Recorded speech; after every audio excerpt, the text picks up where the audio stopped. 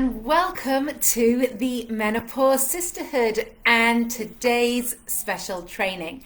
Before we start, I just want to make sure that you can all hear me and see me, so just give me a moment while I just do some of the technical things, so just bear with me for a minute. Excellent, I think I'm here. Yeah, and you can hear me and see me. Excellent. So we are just a minute before our launch time, but I just wanted to get on to let you all know that we are starting and welcome you all. If you are joining me here in the Menopause Sisterhood, welcome. If you are watching me on another platform, either via YouTube or on the replay, hello, welcome. Please drop your comments in here. If you're watching me on replay, you can write replay in your comments and ask any questions and I will answer them. If you're watching me through my YouTube channel, please feel free to write some comments or to reach out to me if you have specific questions at theyogaroom120@gmail.com. I will go back on all that information later on.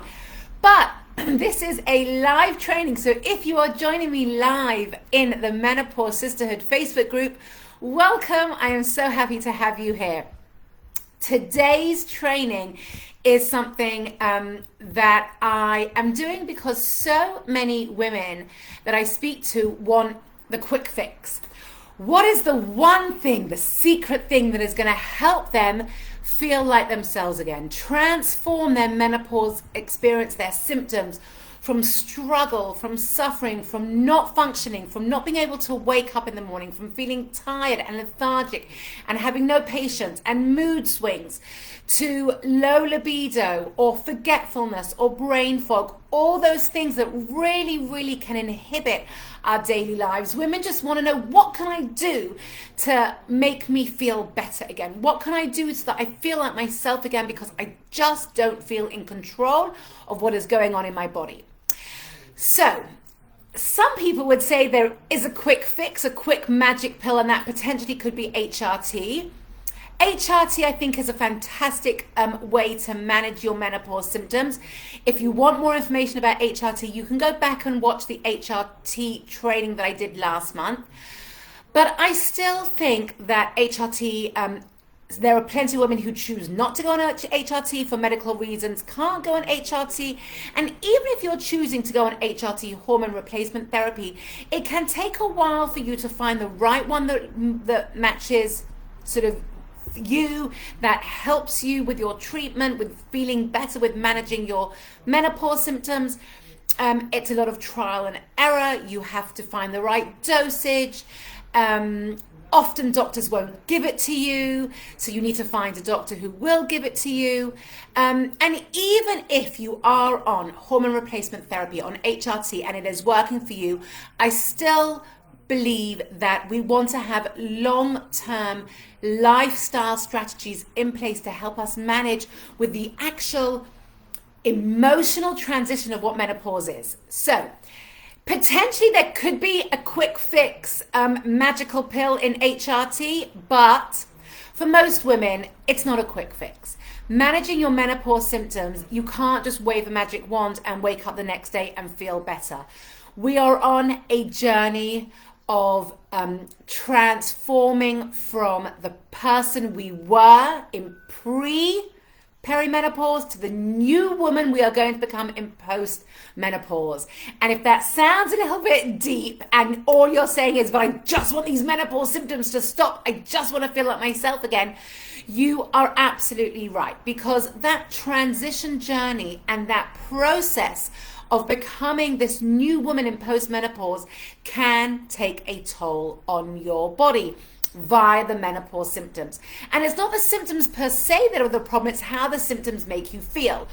Because there are plenty of women who have certain menopause symptoms that may be mild, they may not impact your daily life, you may have started perimenopause healthy, hormonally balanced, already implementing some of the strategies that I work with women to implement into their lives. So you may already have things in place, and so your menopause symptoms may be mild, but you still are interested in getting proactive in your health, being proactive in what is going on in your body and supporting and nourishing your body.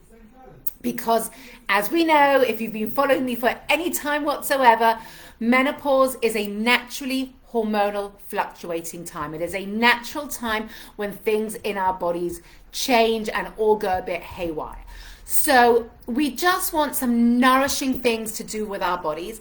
And obviously, if you are actually struggling with menopause symptoms, things such as I said, brain fog, low energy, low motivation, low patience levels, more moody, some anxiety, or feeling like you have some aspects of depression, or low libido, or just not having the energy to get up and do the things you used to be able to do, to be able to function in your life, to manage your kids and run around. At the end of the day, you are exhausted.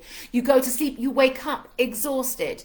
Thinning hair, migraines, any of those types of things you're going to want to start implementing certain easy, small lifestyle changes that can really help you to navigate all that, those symptoms that are not necessarily quick fix.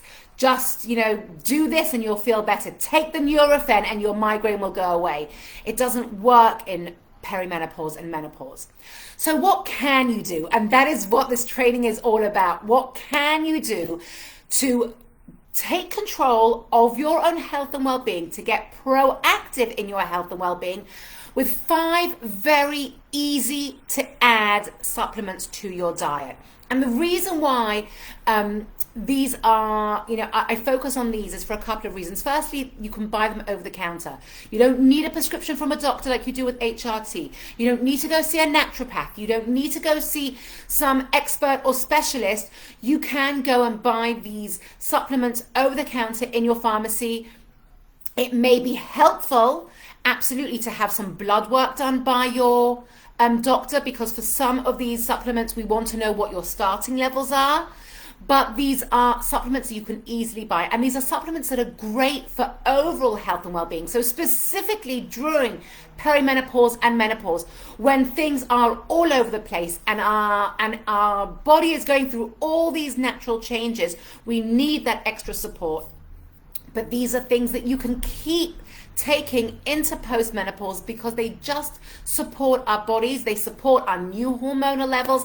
And if you are living a stressed out life, if you are maybe not eating the way that you know that maybe you should be eating, if you're not doing enough exercise, if maybe your sleep is not great, these supplements can really help support you and actually may help with some of those things. So for example, when we start looking at the reasons why, the symptoms that may, the way that some of these supplements may actually help specifically some of these symptoms, you'll see that they can also be really targeted at some of the things that you may be experiencing and going through. So, having said that, let's start with our first essential supplement that every woman in midlife and on her menopause journey should be adding to her diet, and that is magnesium. Number 1 is magnesium. Now, we need magnesium for a whole bunch of reasons in our body, and deficiencies in magnesium have a risk of cardiovascular disease, hypertension, diabetes, osteoporosis, migraines. Do any of these sound familiar in terms of menopause symptoms? Yes, they do. It also supports the HPA axis, the hypothalamus, pituitary gland, adrenal gland relationship, which is connected to stress. If anyone has done any functional medicine or has researched anything about adrenal health, you would have heard about HPA axis as it relates to stress, cortisol levels, protecting our body from the impacts of consistent stress hormones such as cortisol, balancing out our insulin levels, our glucose levels, which are super critically important during perimenopause and menopause, because as our hormones change, it impacts how our insulin responds in our body and how our cortisol responds in our body. So magnesium is helping to balance all those things out. It's critical to our body, magnesium, for relaxation, for calm, for calming our bodies.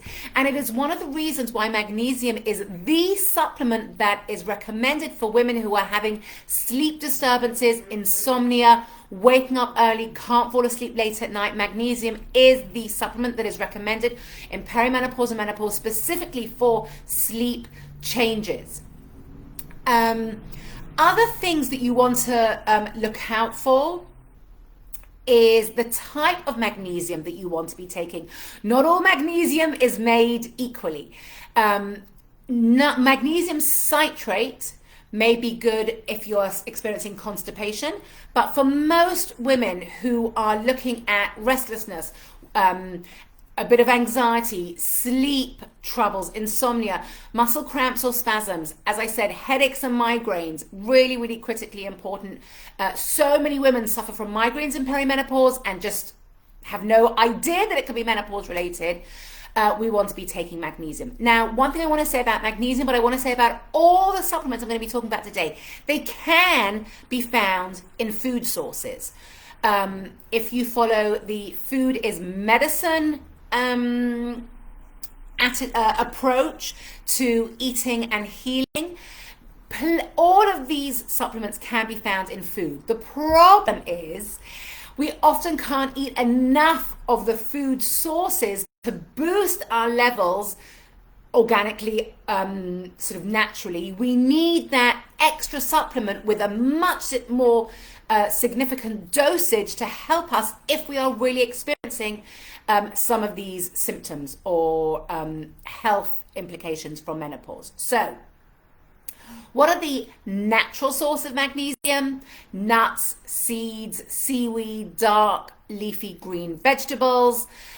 Or you want to go and get yourself some magnesium glycinate. That is the type of magnesium that you want, magnesium glycinate. And you want to be taking at least 400 milligrams. Again, this is when we want to be talking about maybe having some blood work done to see what your levels are. When we talk about blood work, and again, this applies for all the supplements that we're going to be discussing today.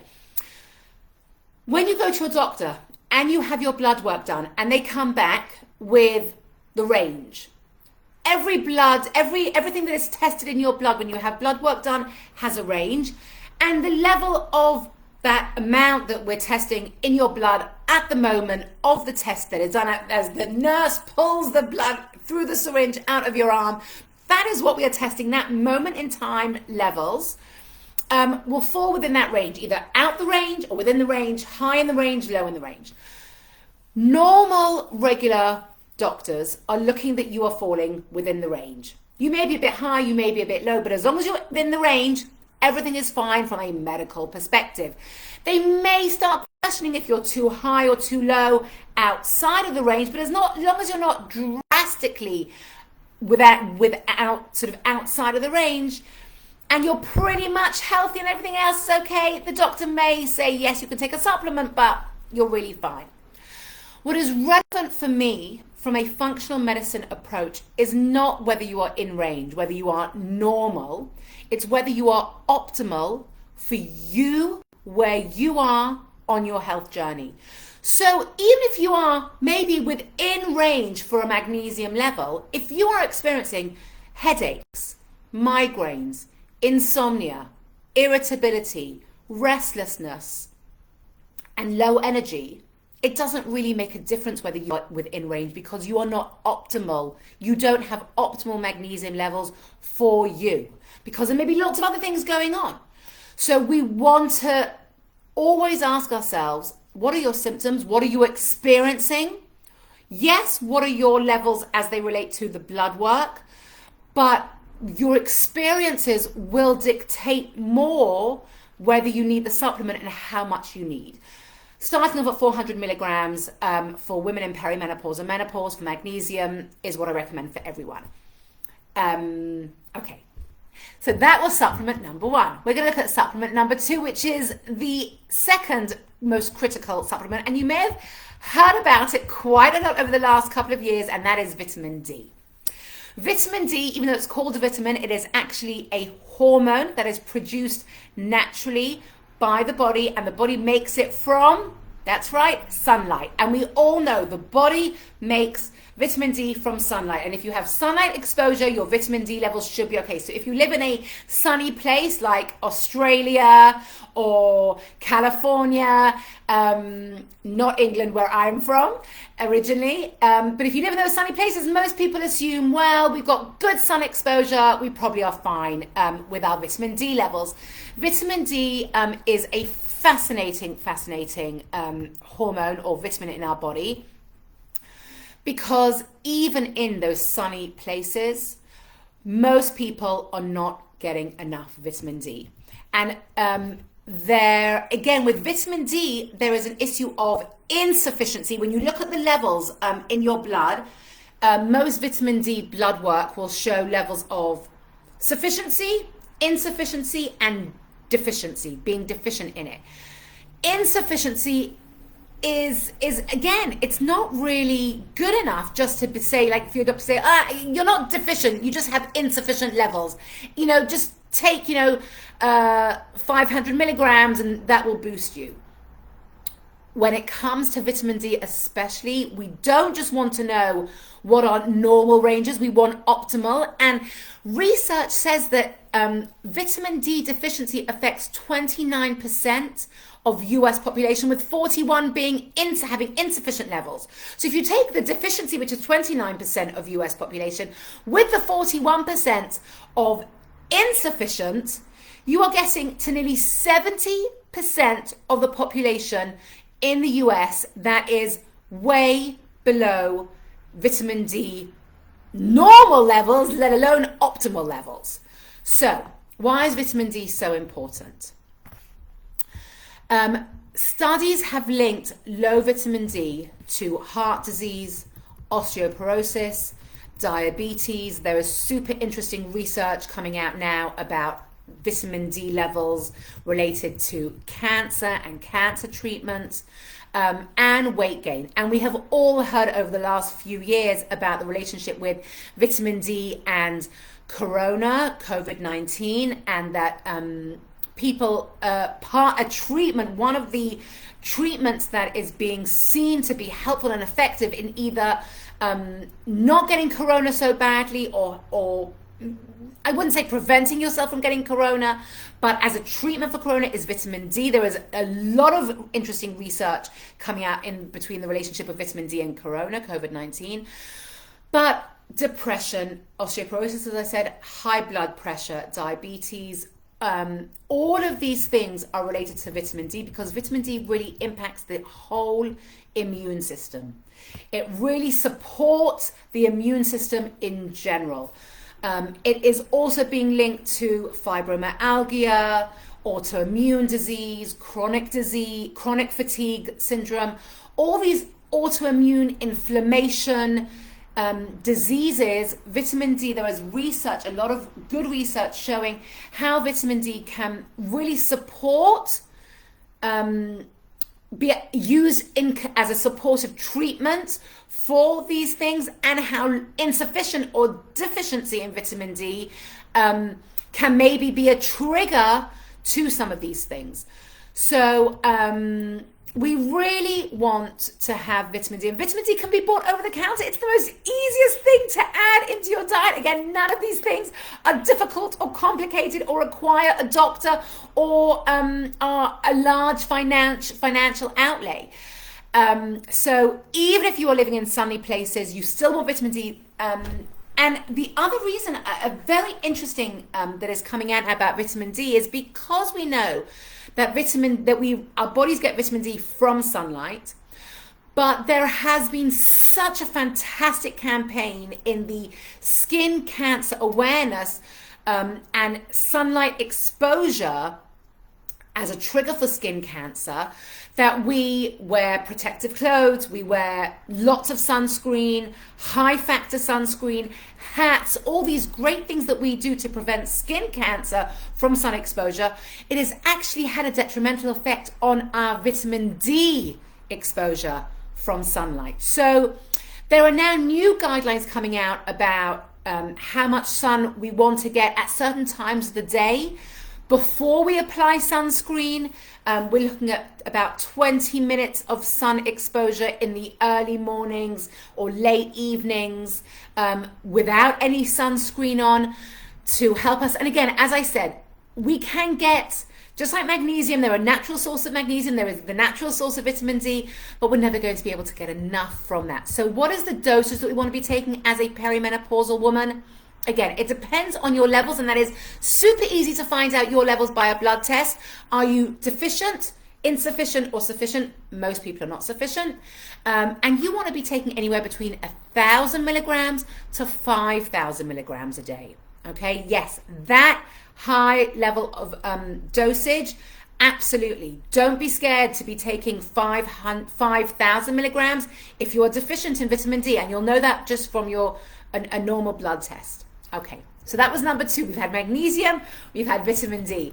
The next one, which is something that is less common and less talked about as the third recommended supplement to be taken in midlife, is zinc. Zinc is a critical nutrient for the immune system function, similar to vitamin D.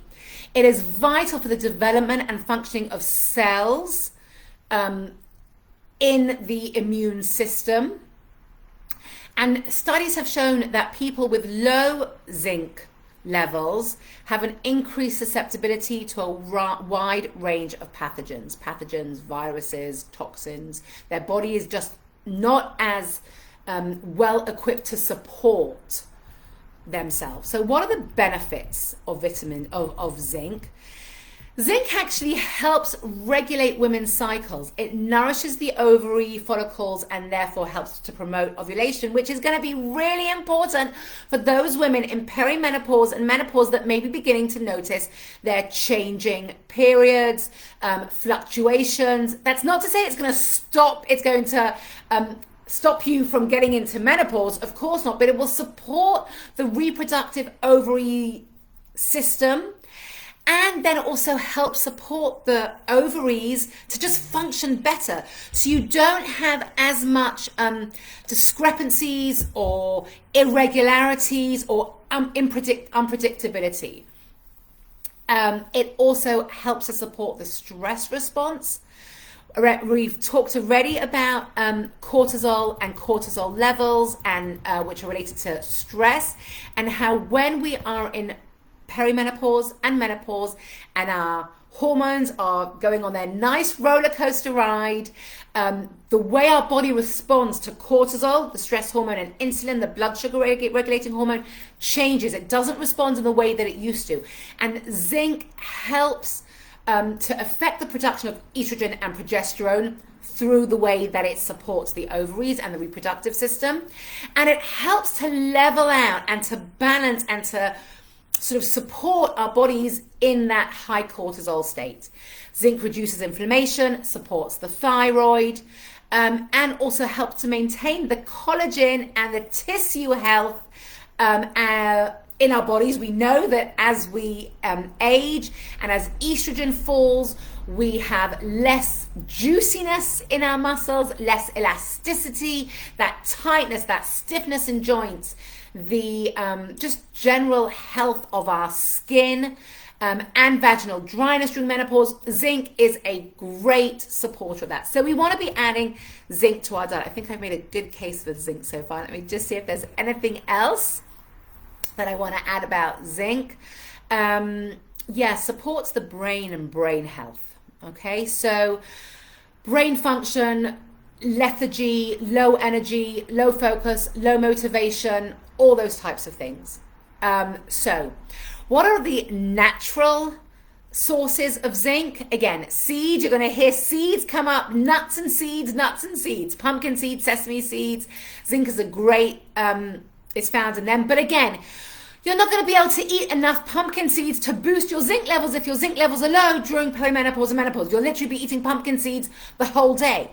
So we want to be able to have that supplement to boost the levels. And again, the amount that you want to be having of zinc will depend on where you are. I didn't actually write it down, but I think it's about 40 milligrams of zinc. I think that's what it is, between 20 and 40. I will come back to you on the zinc levels.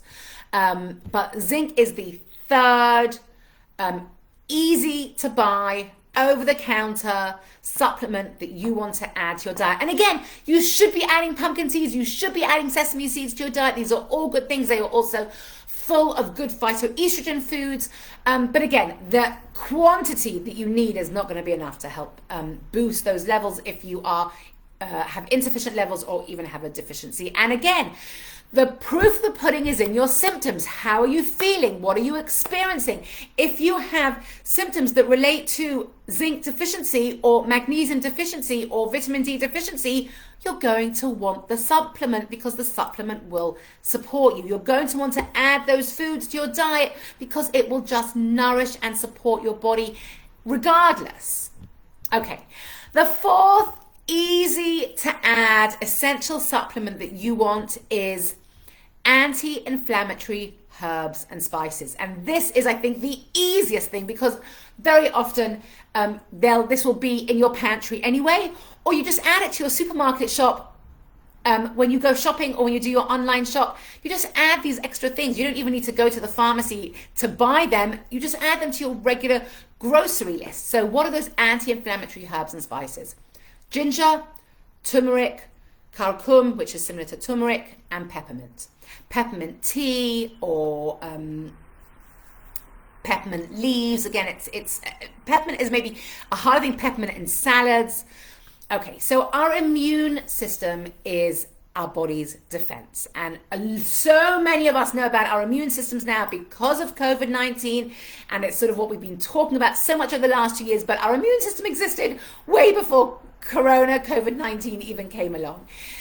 And when our immune system is working well, when we are in balance, when our body is nourished, when we have good gut health, when we're eating healthy, when we are in low stress, when we are doing physical activity and our heart is pumping blood around our body, when we are doing things that we enjoy and our good hormones are present and you know, very much aware, we are aware that we feel good in our body.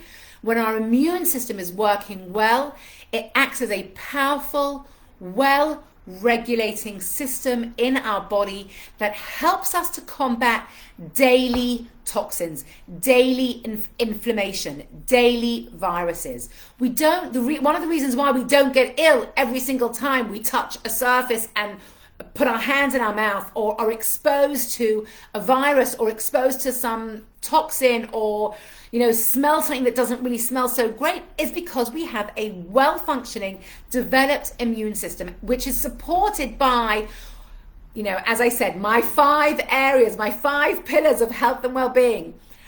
Low stress, or being knowing how to monitor your stress, eating well, nutrition, good sleep, movement and moving your body, and a good work-life balance, self-care. All those things really help to support our body in general. Great. But what happens when our immune system is not functioning in the best way possible? What happens when we are stressed out, when we have a work deadline? What happens when our body is going in perimenopause and our hormones are all over the place? What happens when our body is feeling overwhelmed and our immune system is really working overtime? What happens when we don't eat well? And this is fascinating.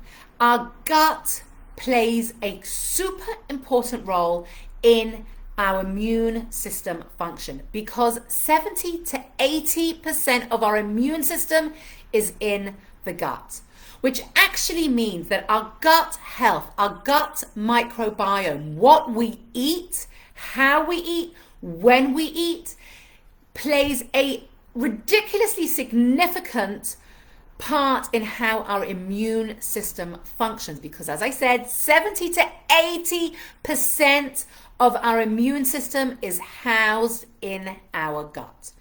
So that is why when we change what we're eating, how we're eating, when we're eating, when we add these simple anti-inflammatory herbs and spices, they can nourish our immune system directly through our gut. We don't need to be taking any crazy, weird, wacky anti-immune medication. We can just so easily change what we're nourishing ourselves with, what we're feeding ourselves with. It goes directly into the gut, and that goes directly to support our immune system.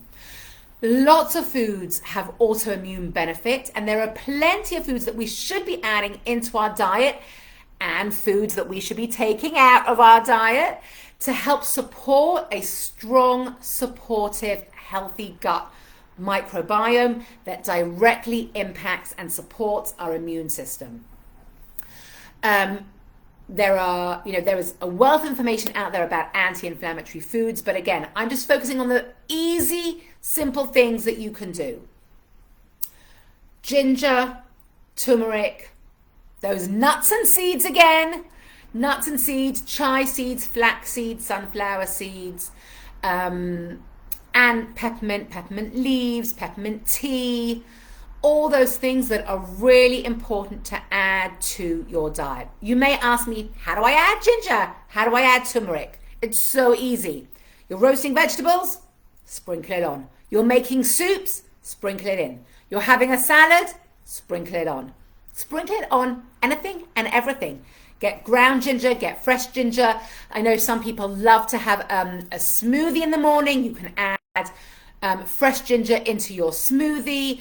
There is a great golden milk recipe, which is a bit like sort of hot chocolate, but much more healthy.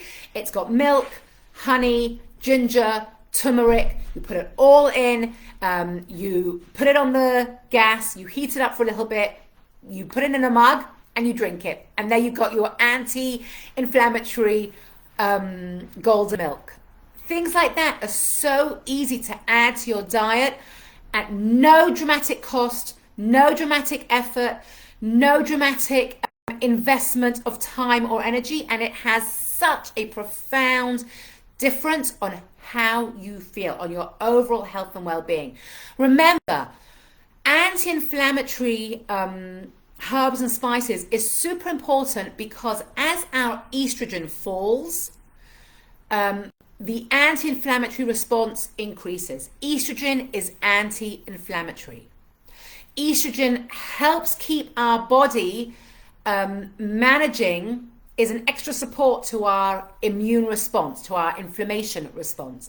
And the minute it starts to fall, the minute we have these fluctuations in estrogen, the anti-inflammatory response is compromised. So that's why we need that extra support. Anti-inflammatory response is going to look like poor gut health, as we've just said, but feelings of like stiff joints, not being able to move properly. When you stand up, you've got a pain in your lower back, knees, hips, fingers, swollenness in your fingers. All those types of things are basic anti-inflammatory response to the reduction of estrogen, which can be easily solved by the things I just mentioned. The dosage for those is really not critical because you're never going to be eating, enough to, you're not going to be spooning turmeric into your mouth. Turmeric in tea also is great. There are turmeric, ginger, honey teas you can also have. Sorry. But whatever you add is going to be supportive. You're never going to overdose on turmeric or ginger. It just doesn't happen because you're never going to be eating enough in your diet to create any overdose levels. And so whatever you're adding into your diet is going to be beneficial. The last thing the last fifth essential supplement to add to your diet is omega-3 fatty acid supplements. Omega-3 fatty acids. Why are they so important? Why are they so critical? Omega-3s play an essential role in our brain health and brain function. And it should be a regular part of our diet anyway for good brain health and brain function. But when we are in perimenopause and menopause and we begin to notice what we may call those senile moments or potential early onset of dementia, or the fear that, oh my goodness, I'm forgetting the words, I can't focus, I can't concentrate, I'm heading down the Alzheimer's path. It's In most cases, it is not early onset dementia. You are not going crazy. It is purely changing brain function because of the brain chemical balances being changed because of changes in our hormone levels. It is that simple. I know it's very scary when we start to forget the words, when we have foggy brain, when we read a page of a book or a work report and you've just read through the page and you don't know a word of what you've read. Like you can't focus, you can't remember, you can't fulfill tasks, low concentration.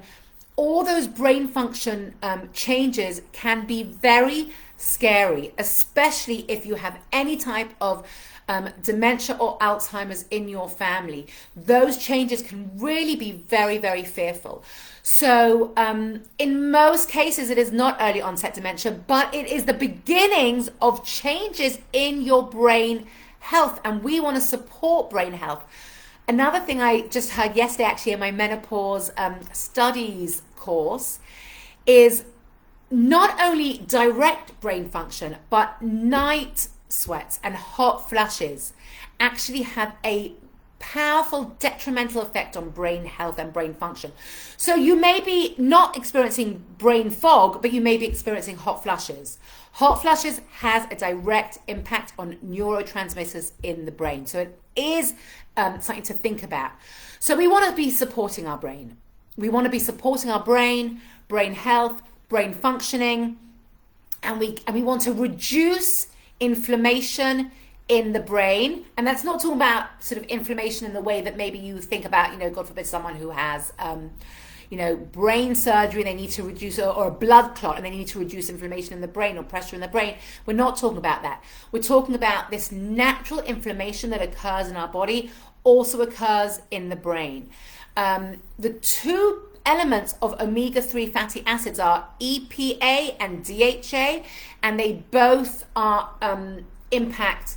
EPA reduces inflammation, DHA optimizes brain health. Really not so important, except that you want to make sure your omega-3 fatty acids have a high level of DHA, okay? Higher level of DHA.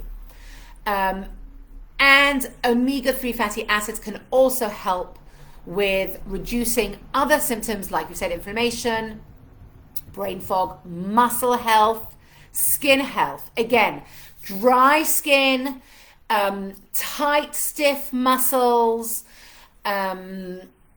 all those dry eyes, all that stuff that's happening because of the reduction of estrogen. Reduction of estrogen results in pain, loss of muscle mass. So your muscles are not as strong as they used to be. Muscle mass, dryness, dry eyes, dry skin, vaginal dryness, just that feeling healthy, supple, being able to move, that flexibility and fluidity, being able to move becomes harder as estrogen drops. Omega-3 fatty acid tablets are the way to go to help support that.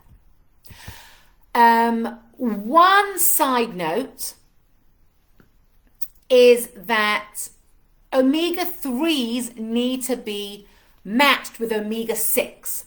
Omega-6 is very prevalent in the standard American diet because omega-6 comes from oils, vegetable oils are high in omega-6, fried foods, all those types of trans fats, palm oil, all those things have high omega-6. We want a ratio of about 1-to-1 in our omega-3, omega-6 levels. But what happens with the standard American diet is it's actually about a ratio of 20-to-1. Omega-6 is at 20 and omega-3s are at 1. So we want to totally reduce the sources of our omega-6s and really boost the source of our omega-3s. Omega-3 fatty acids, as you know, is found in oily fish, all the good high protein, high fat foods, the good quality stuff. We all know, and it's talked a lot about the sources, natural source of omega-3, but again, supplementation is where it's at because we cannot assume that we are going to be able to get enough omega-3s in our diet from natural sources. And again, what are the quantities? What are the amounts? It's again, how you are feeling. What are your menopause symptoms?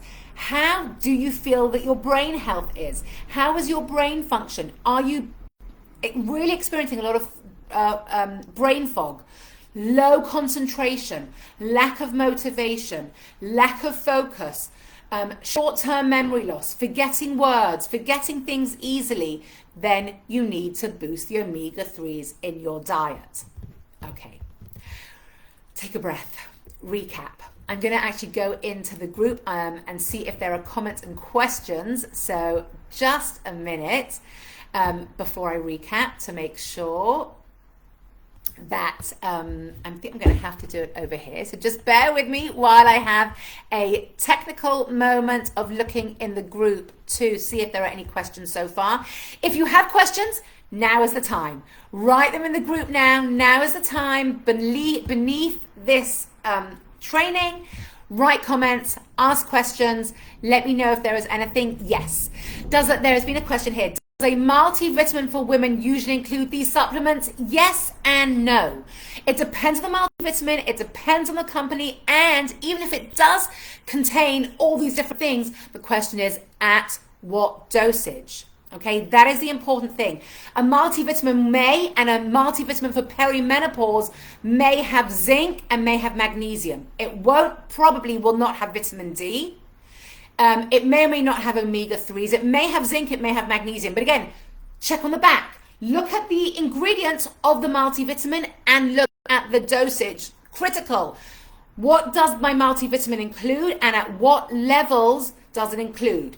So you may just think it is actually better to go and be in control of your dosage by going to buy all these things separately. I know it feels like we are then a popping pill dispenser because it may mean that you're taking 2 or 3 or 4 extra supplements a day, possibly. It is much easier to take a multivitamin and just take 1 pill. But again, it depends on your symptoms. It depends on how you feel after you've been taking the supplement, and it depends on what dosage you need. I will tell you, I take magnesium separately, I take vitamin D separately. I'm just about to start adding zinc to my daily supplement diet. So yeah, and obviously the anti-inflammatory herbs and spices I cook with the whole time. The only thing that I'm not taking, me personally at the moment, is omega-3 fatty acids.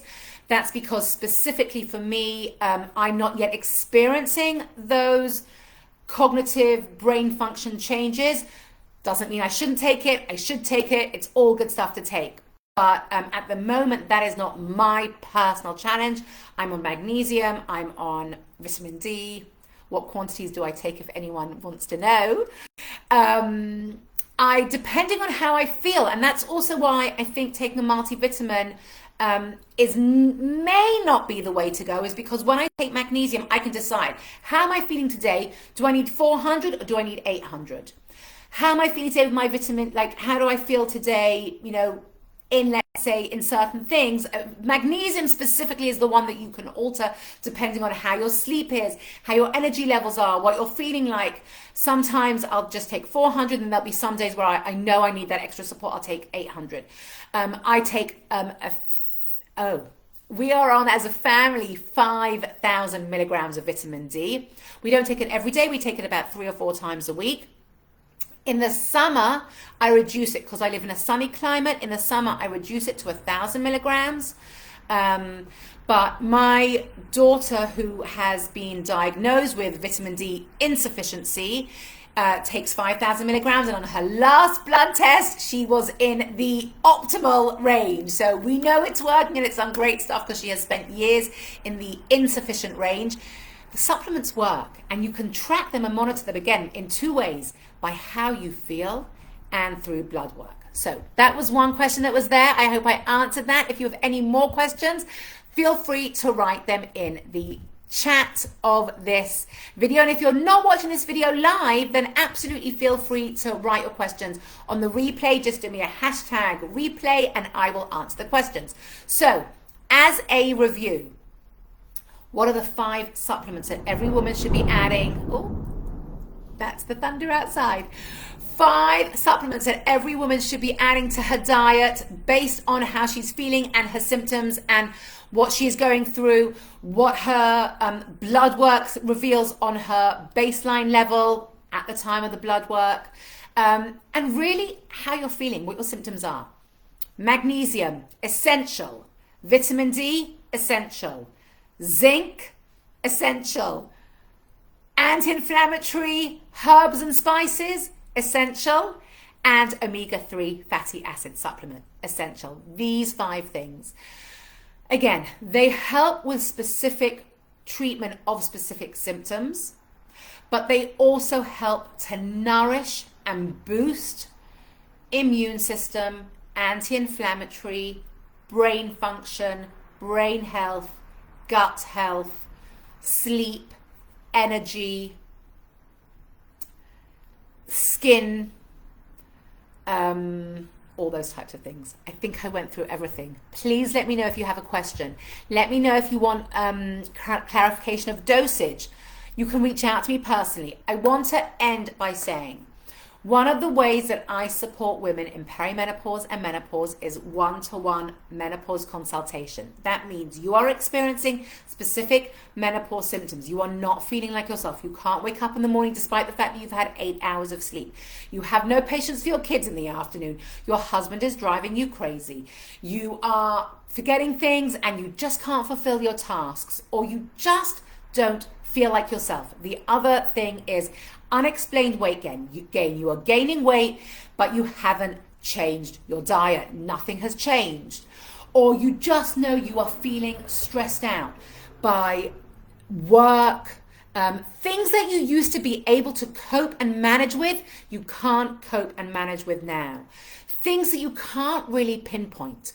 Low libido, vaginal dryness, anything that you are experiencing. You can book your menopause consultation with me and we will go through your specific situation, your health journey, what your specific challenges, lifestyle issues are, and I will work through a specific, unique plan for you to meet you where you are, because every woman's menopause journey is unique to her. You will not find 2 women with the same menopause experience. The way that one woman experiences her symptoms will be very different to the way that you experience your menopause symptoms.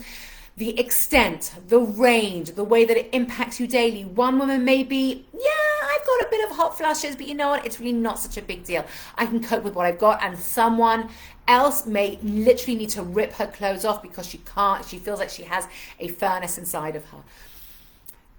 I am here to support you where you are on your menopause journey with your menopause symptoms, and you absolutely do not need to suffer, struggle, be confused, and wonder what the hell is going on with you. I am here to help you, and together we can figure out the strategies that are specifically right for you for where you are on your menopause journey. So that is what I do. One of the things I do as a menopause coach, and I will put in the comments the link to book a session with me if you would like to take this further. In the meantime, I hope that you have really enjoyed today. Again, questions, put them in the chat. You can DM me and I will answer you if you have specific questions. Anything that you want to know more about the 5 essential supplements, I am here to answer all your questions. I hope that you have enjoyed this. I hope this has been helpful and informative, and I look forward to seeing you again very soon at the next training here in the Menopause Sisterhood. Have a fantastic day, everyone.